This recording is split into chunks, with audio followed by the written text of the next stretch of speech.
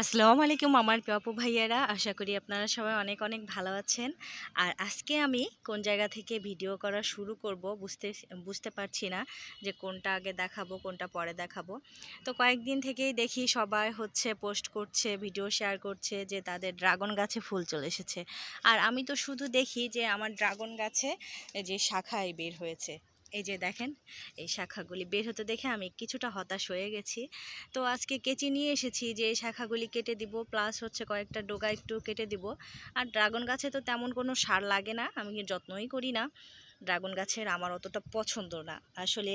দেখা যায় যে কয়েকটা ড্রাগনের জন্য আমার কিছু মাটি বন্দি হয়ে পড়ে আছে। ওইখানে যদি সবজি হতো তাহলে আমি বেশ কিছু সবজি করতে পারতাম কয়েক দফায়, সর্বোচ্চ গেলে 3 বার থেকে 4 বার। তো যাই হোক হচ্ছে আমার হাজবেন্ডের ইচ্ছায় মানে রেখে দিয়েছি, বাচ্চাদেরও তো পছন্দ। তো যাই হোক তারপরে আজকে গাছে আসার পরে ছাদে দেখাবো অবশ্যই। কেচি নিয়ে আসলাম কাটার জন্যে। এই শাখাগুলোর কোনো প্রয়োজন নাই, একটা মাত্র গাছ, কিন্তু ডালপালা অনেক বেশি। আমি চাই আরও মানে কমিয়ে দিতে, কিন্তু ওই যে আকর্ষণটা কম ড্রাগনের প্রতি, যার কারণে হচ্ছে আর করা হচ্ছে না, এই আর কি। তো আমি আজকে এসে তো খুঁজছিলাম যে দেখি তো আমার কাছে ফুল এসেছে কিনা। তো দেখে তো আমি অবাক হয়ে গেছি যে আমার কাছেও ফুল দিয়েছে আল্লাহ। অনেক খুশি হয়ে গেছে, অনেক ভালো লাগছে। আসলে পরিশ্রম করার পর যদি তার ফল আসে তাহলে কিন্তু খুব ভালো লাগে, অনেক অনেক বেশি ভালো লাগে।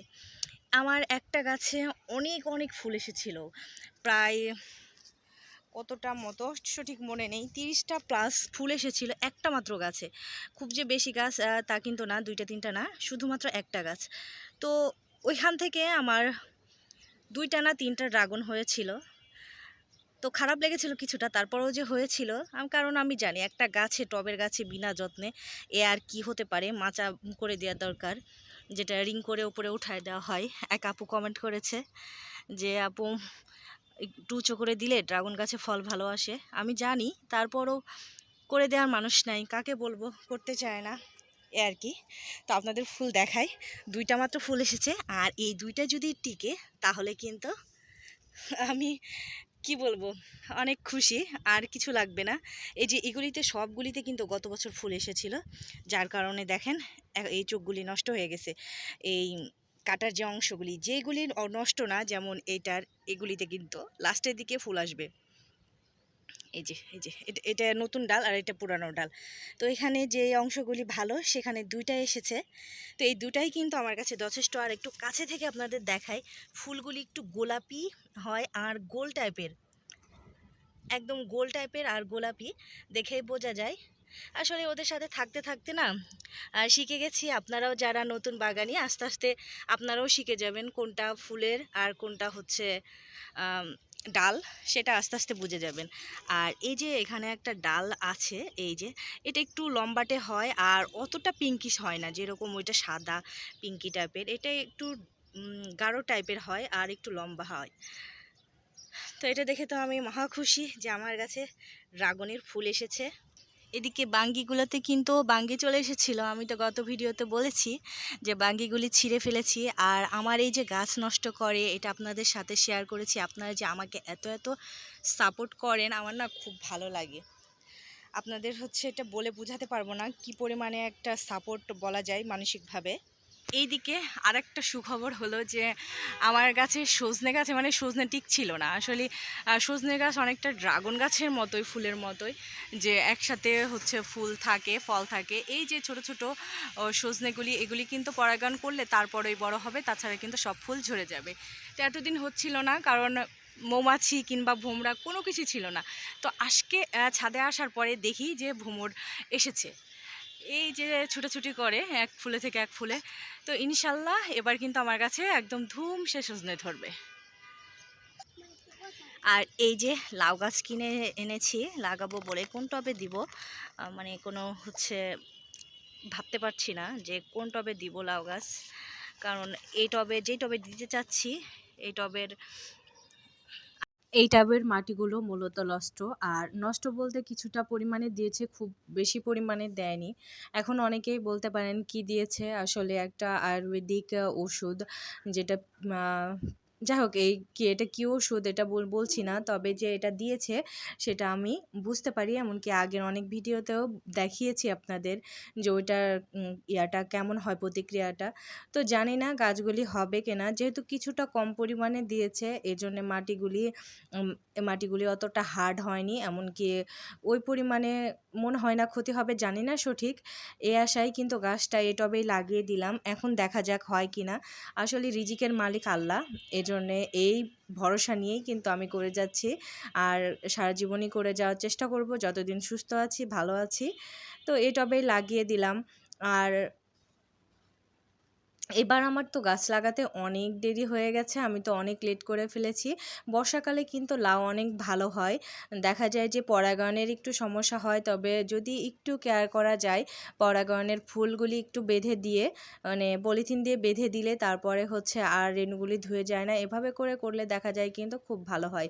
আর এদিকে এই টবের গাছগুলি তো হতেই দেয়নি, কয়েকটা লাল শাক বেরি হয়েছিল, আমি কিন্তু এগুলি মানে নেট সরাই দেওয়ার ফলে পাখি সব খেয়ে নিয়েছে।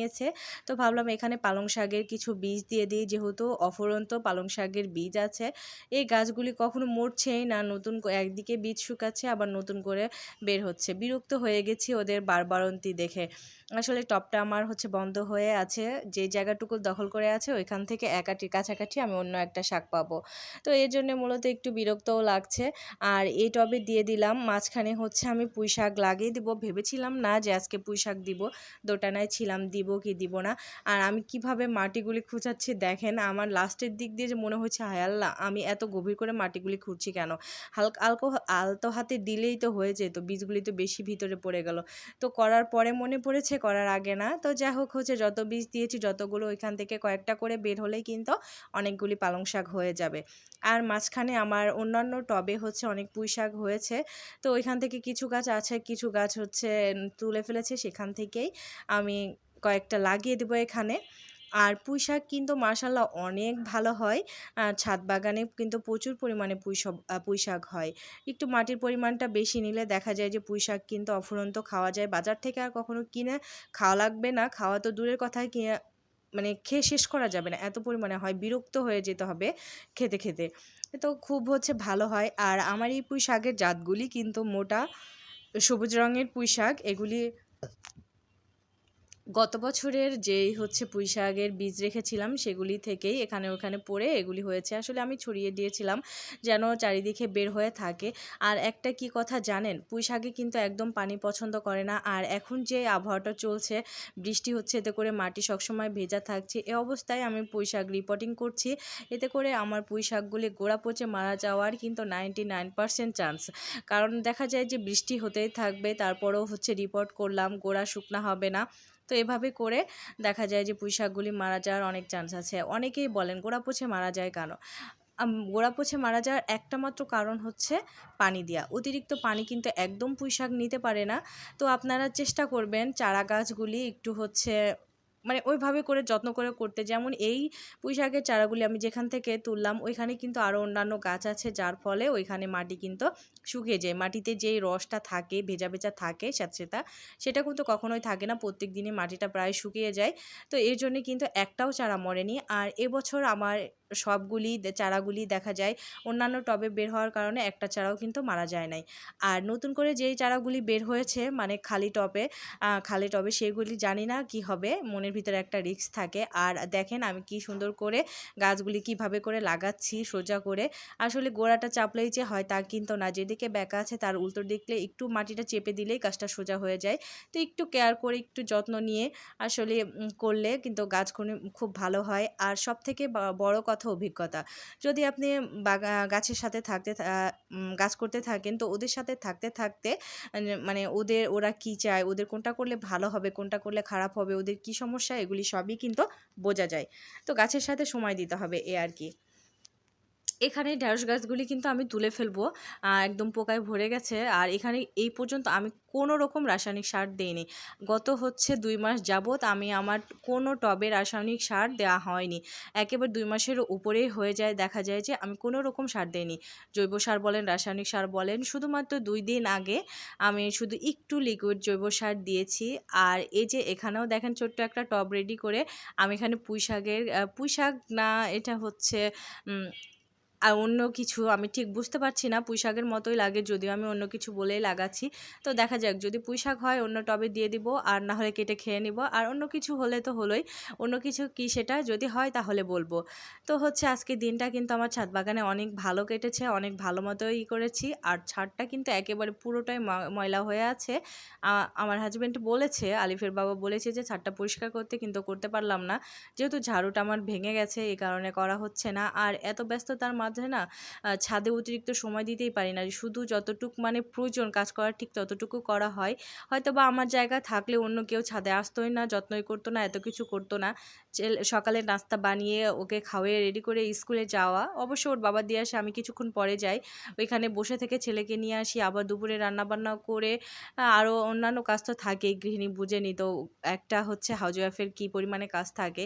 এত কিছু করার পরে বিকালে যে একটু সময় পাই, মানে ওই সময়টা রান্নাবান্না থাকে না, সেই সময়টাই কিন্তু আমি ছাদে আসি। আর এই সময়টা যদি আমি ছাদে না আসতাম না, তাহলে হচ্ছে না বিকালে নাস্তা তৈরি করতে পারতাম। তো যা হোক হচ্ছে, আর এই মরিচের যেই চারাগুলি লাগাচ্ছি, এক আন্টি আমাকে মরিচ দিয়েছিল। তো ওই মরিচটা আমি ওখান থেকে একটা মরিচ আমি ওই টবে দিয়ে রেখেছিলাম, যদি চারা ওঠে তাহলে একটা গাছ করব। সে উদ্দেশ্যেই কিন্তু রেখেছিলাম। তো দেখা যায় যে ওখান থেকে অনেকগুলি চারা বের হয়েছে, ওইখান থেকে কয়েকটা আমি লাগিয়ে দিচ্ছি। দেখা যাক এই টবে হয় কিনা। আর এই টবে প্রচুর পরিমাণে মানে জৈব সার দিয়ে তৈরি করা আছে। অতিরিক্ত জৈব সারের হওয়ার কারণে হয়তোবা মারা যেতেও পারে, কারণ কবুতরের যে মলটা সেটা দিয়ে মাটিটা মানে রেডি হচ্ছে, এখনও পুরোপুরি রেডি হয়নি। আসলে যখন হচ্ছে পুরোপুরি মাটি রেডি না হয় তখন কিন্তু গাছ লাগালে মরে যায়। তবে এখানে উপরের দিকে যদি একটু মাটির পরিমাণটা বেশি থাকে তাহলে কিন্তু শাক-টাক করা যায়। অনেকেই দেখি কয়েক মাস ধরে মাটি তৈরি করে, তবে আমি ওভাবে করে করি না। মাটি তৈরি করে উপরের দিকে কোনো কিছু একটা লাগিয়ে দিই, হলে হলো, না হলে না হলো। এতে করে মাটিটা সারেও পরিপূর্ণ, মানে মাটিটা তৈরিও হলো, আবার হচ্ছে কিছু ফসল উপরন্তি পেতেও পারি। তো বেশিরভাগ সময়ই পেয়েছি, খুব কম সময়ে নিরাশ হয়েছি। তো আজকের মতো এ পর্যন্তই।